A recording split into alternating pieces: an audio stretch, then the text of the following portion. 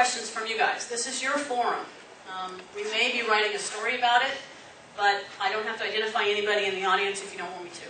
And so we'll make sure that we contact you and make sure that it's okay that we name you in the story. Otherwise, it's just a captain had this question.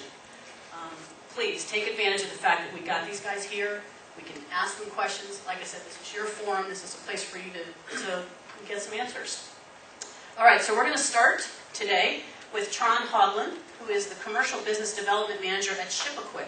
ShipEquip is a global service provider of voice data and TV video communications and has been in business since the early 1990s. I don't want to sing, you know that. Do you want to take this? Sure.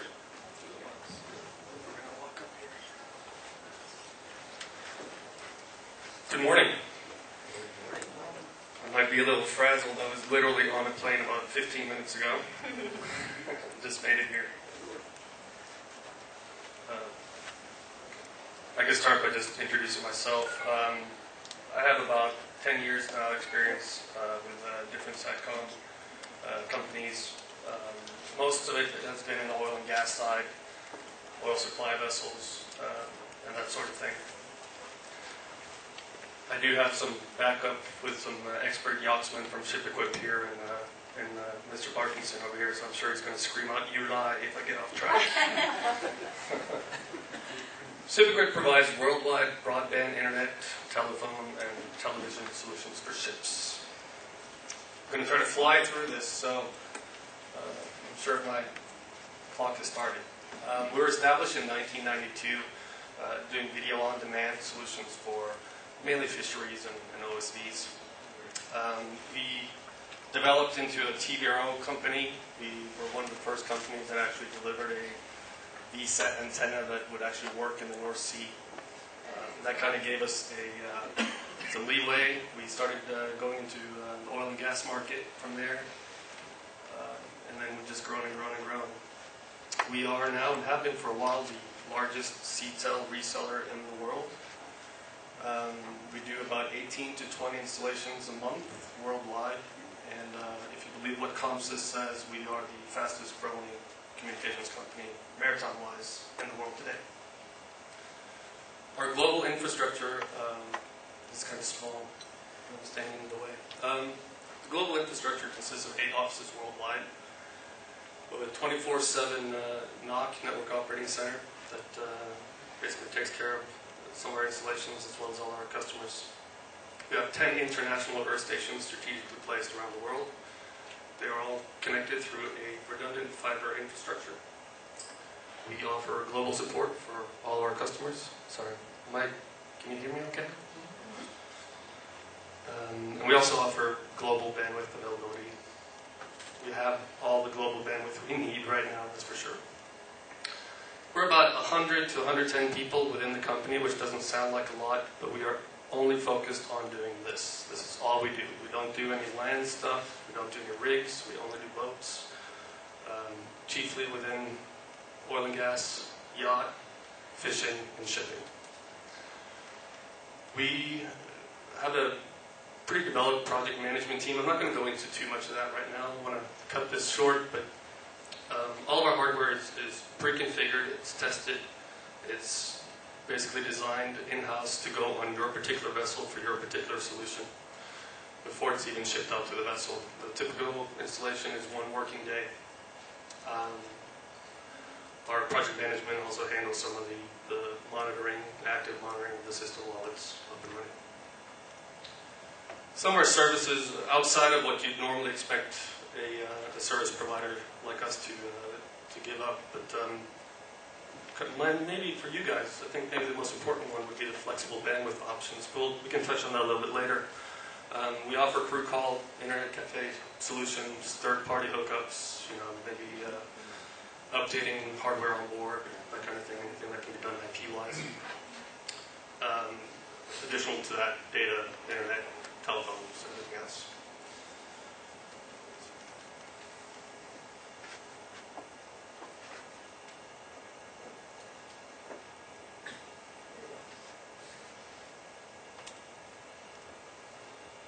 I was kind of racking my brain trying to figure out what would be interesting to talk about today.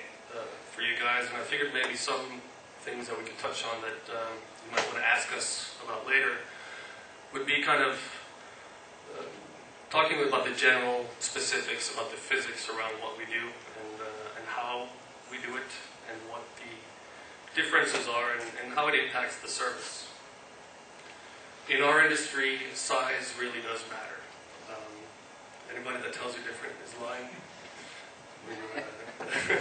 We see a lot of customers asking for smaller and smaller antennas. Obviously, in this room, you might have needs for a smaller boat.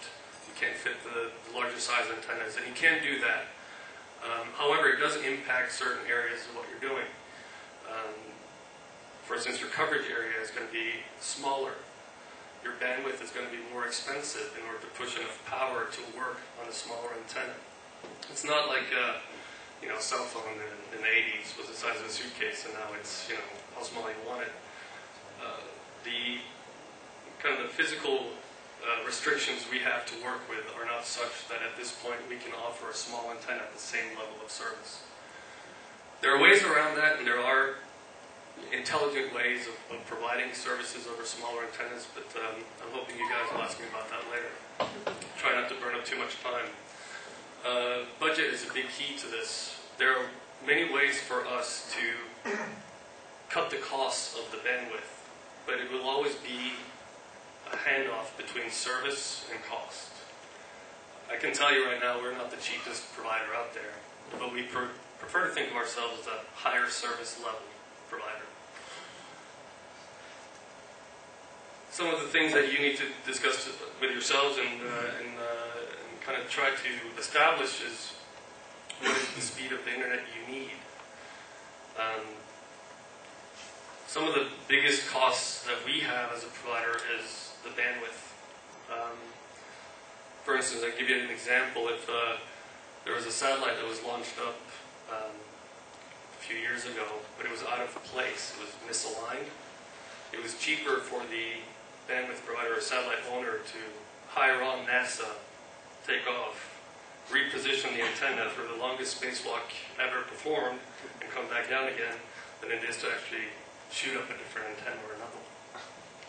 Huge costs on our side on the bandwidth. Understanding the jargon is, I don't know, if any of you that have dealt with VSAT, you see a lot of 4-letter, 3-letter, and maybe 5-letter acronyms being thrown around. CIR, contention ratios, this and that. Hopefully we can address some of those today in the panel. If there's any confusion. Basically, a contention ratio, for instance, companies like to say, well, with our service you have a contention ratio of 6:1, which means for 1 meg of bandwidth, for instance, there's only 6 other boats that are sharing that with you.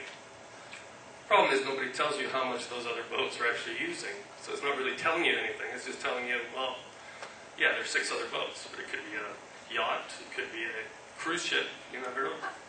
So there's a lot of stuff that's just being thrown out there, I feel anyway, that is a little misleading. And hopefully we can touch a little bit on that today as well and see if we can get our records straight. We always see this question, Inmarsat versus VSAT, and I'm not going to beat this to death. At the end of the day, you need to figure out how much bandwidth you are going to consume per month. Our average user right now is probably between 15 to 20 gig a month. Over Inmarsat, I think that would cost over $100,000 a month or something like that. However, if your needs are less than that, then Inmarsat is a viable option, is a great solution. I'm getting close? I'm there? Okay. Well, just now I'm going to talk about me. I was going to give an example to what we do differently, but I'm running out of time, so I'll let you guys read through it. We're available to you afterwards if you guys want to talk about any of this. See you then. I know it's not a lot of time. Tron was telling me he usually does this at about